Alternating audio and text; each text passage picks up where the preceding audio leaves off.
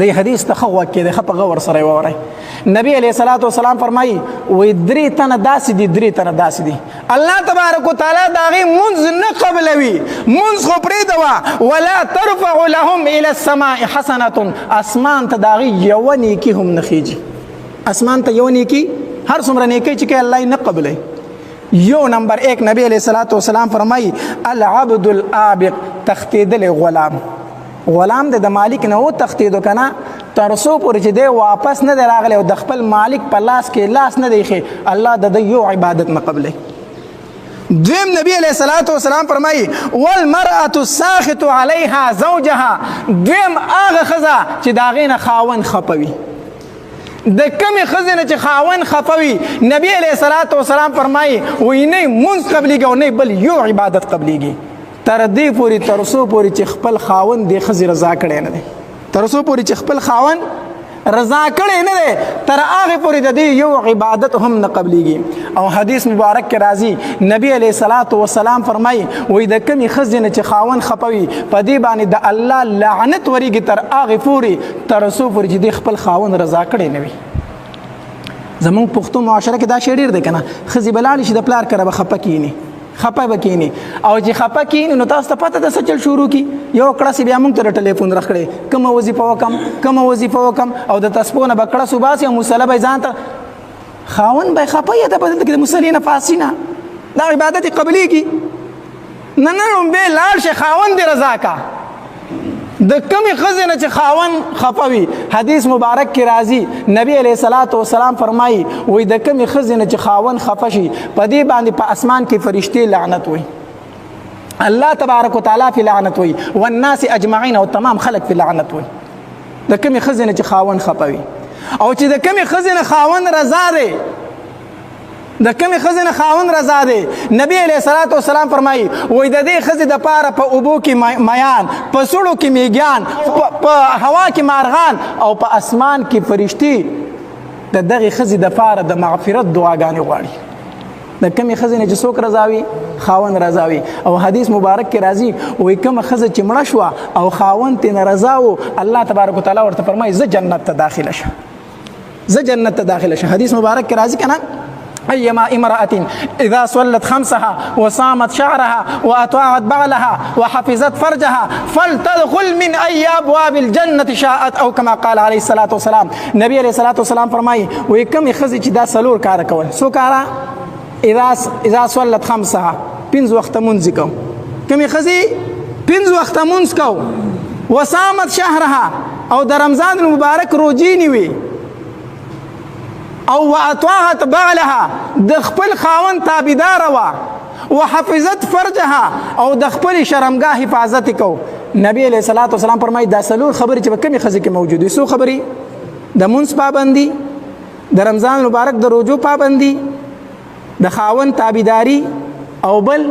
د خپل شرمګاه حفاظت دا سلور خبرې چې په کمی خزې کې موجود وي نبی علیہ الصلوۃ والسلام فرمایي چې کله دا مړه شي کنه الله تبارک وتعالى به فرمایي فلتدخلي من اي ابواب الجنه شاءت د جنت په دروازو کې چې کوم دروازه خو خدای پاغي دن نشه یو خاصه دروازه نه چې ته په روزدار پر ځان له دروازه ده کنه د هر چا لپاره ذاکرین لپاره ځان له دروازه ده کنه یو دروازه ده خو چې کمی خزه کې دا سلور خبرې موجود دي ته ټول دروازې اته واړه دروازې د جنت کولو دي چې په کوم استا خو خی پاغي باندې ځه دا کومه خزه یو پکې هغه چې د کومه خزه نه سره ځای خاون رضاوي او بده کې ماوي مې کومه خزه چې د رمضان مبارک روزي نيسي څه شي فرض روزي دي نفلي روزي چې خزه نيسي او خاوني پکور د مسافر نه دي نو کو خاون دی روزونی او خاوني په خفا او روزه به ماتي او چې کله نفلی روزه نیسی خاون ته به وایي ستا اجازت شته چې زه روزه ونیسم کو خاون اجازت کو روزه دی ونیسی کو خاون اجازت نه کو نفلی روزه باسی نیسی الټا ته ګناه میلاویږي نفلی روزه کې د خاون اجازت دا شرط دی او دا یاد وساتئ د خزینه به د قیامت په ورځ د ټول نړومبه تفوس د خاون کیږي حدیث مبارک کې راځي اول ما تسأل عنه المرأة يوم القيامة عن صلاتها وعن بعلها. د ښځې نه د قیامت په ورځ لومبې په حقوق الله کې چې تپوس کېږي د مونځ به کېږي او په حقوق العباد کې چې تمینو د خاوند متعلق به کېږي. یو ښځه راله نبي علیه الصلاة والسلام ته فرمایي وایي د الله پاک پیغمبر په ما باندې د خاوند څه حق شته دی؟ په ما باندې د خاوند څه حق دی؟ نبی علیه الصلاة والسلام فرمایل فإنه جنتک و نارک، دا خاوند ستا جنت هم دی او جهنم دی هم دی. خاوند نه رضا او جنت ته به ځي، خاوند نه خفه او جهنم ته به ځي، جهنم ته به ځي. نو یاد وساته ښځه او حدیث مبارک کې راځي یاد وساته الله کمه کمه به مړه لمبې یادو منو، کمه کمه به د خپلې معاشرې خرابي یادو منو. زمون غمونو لراشه، غمونو لراشه. ښځو لوی مصیبت رخ کړی د غمونو نه. چېرته مړی وشي په لرې لرې ځای کې، په لرې لرې ځای کې د ښځو دا ډلې به چلیږي. او یقین وساته دا ښځې چې په لارې کومې ځي دوی چې کوم غیبت کوي که نه، یاره یقین وکړه که دوی په مړي اریاني او که دوی په دې وزر اریاني. د ښځو عذر لتلو غم لتلو دا په شریعت کې حرام دي، جایز نه دي. دا غم راضي په ښځو نشته، دا په سړو ده. دا په چا ده؟ دا په سړو ده. د الله دپاره د خپلې ښځې چې لږې کنټرول کړو دا معاشره به سمیږي، معاشره به سمیږي. دویم دا چې کوم نارینه ته په ژوندانه باندې کتل حرام دي، پس د مړینې نه کتل هم هغه ته حرام دي. مسله پوه شوې که نه؟ یو سړی دی هغه ته په ژوندانه کتل حرام دی او دغه سړی مړ شو، ښځې له ده ته په مړینه هم کتل جایز نه دي. دا ښځې به راشي غوبل به جوړ کړي په ځوانۍ کې مړ دی ورکړه چې وینمه ستا دی څه دی چې ته یې ستا څه دی؟ تاله ورته کتل حرام دي. دا بعضې خو پکې سمې ته به و چې د پیسو دي، خدای خبر چې کېدای شي ته میلاویږي هم ورکه پلانکی راله، ښه ده ښځې ورکه پلانکی راله، دا داسې خوږه جړا کوي ورکه پلانکی پکې مشهوره وي، مشهوره وي د ویر دپاره چې هغه راشي ټولې ښځې ورته نیغ نیغ ګوري، نو هغه سندره شروع کړي، نو ورته په اخر کې ورته دا شی ورسره شریکوي. لویه کیسه شروع ده. یقین په الله کوم ګال تر مقبرې سره نږدې پاتې کېږو چې مړی وشي که نه زه سهار مانځه له پاسم هم بیا خبره جوړه. هر سهار به راځي او به ټپه رالي او په اخر کې به سره نور ټولې اوښکې توکې به سره وکړي. سم شی دی که نه؟ سمه کیسه ده. حدیث مبارک کې راځي الله تبارک وتعالی ته دو اواز ډېر زیات ناخوښه دي. یو اواز د ګانو، دویم اواز د ویر، دویم اواز د ویر، ښځې چې ویر کوي. بله خبره دا ښځې چې د عذرونه لځي که نه د دوی پړونه ټول عمر میخ ته داسې ښکاره پروت دي، یا د دروازې باندې باید داسې اچولې، ځکه دا خو بیا منډه وایي که نه صندوق ته د دې پړونه دي. څوک وایي تاسو ته چا چې دا صندوق ته وایي، چا چې دا پیټک د دې پړونه به میخ ته ښکاره پروت یا به په ور پروت چې دا اعلان اوري چې خلک خبرې کوي چې دا تل یې ګورئ. کومه ښځه چې د خاوند د اجازت نه بغیر وتله په دې باندې د الله لعنت ورېږي تر هغې پورې تر څو چې دې کور ته واپس نه راغلي. دا دی چې عذرونه لځي چا نه تپوس کوي.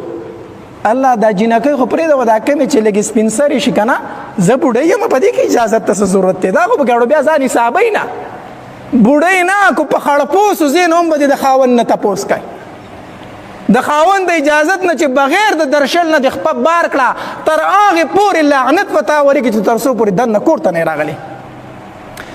او زمون خو بیا دغه شی دی صرف په دې ښاریو کې خاوند چې نوکرۍ له وځي که نه، نو دا ښځه په انتظار چې تر څو به دې وځي، چې دې وځي نو هغه هم درشي د کوره وځي.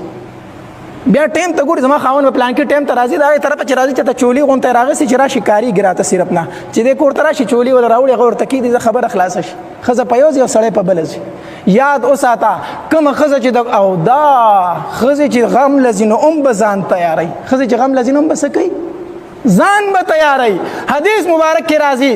کتون کې هم لعنتي دی او چاته چې قتل شي دا هم لعنتي ده. دا کومه ښځه چې ځان سنبال کي په لاره باندې تېرېږي کتون کې هم لعنتیان دي، د الله د طرفه لعنت راورېږي. او کومې ښځې ته چې قتل شي په دې باندې هم د الله د طرفه څه راورېږي؟ لعنت ورېږي. او بیا چې کومه ښځه د کوره وځي او خوشبويي ولګوي، نبي علیه الصلاة والسلام فرمایي هي کذا و کذا، یعنې الزانیه، دا خو داسې داسې ده، یعنې زیناکاره ده. کومه ښځه چې خوشبويي ولګوي دا دې ډېره پاک دامنه ښځه دا دې ډېره پاکه ښځه، خو چې دا د پردو نارینهو په مخ کې لاړه په نارینهو خوشبويي ولګېده، نبي علیه السلام یې بدکاره یې بدکاره. تا خپله خوشبويي پردو سړو ته وه.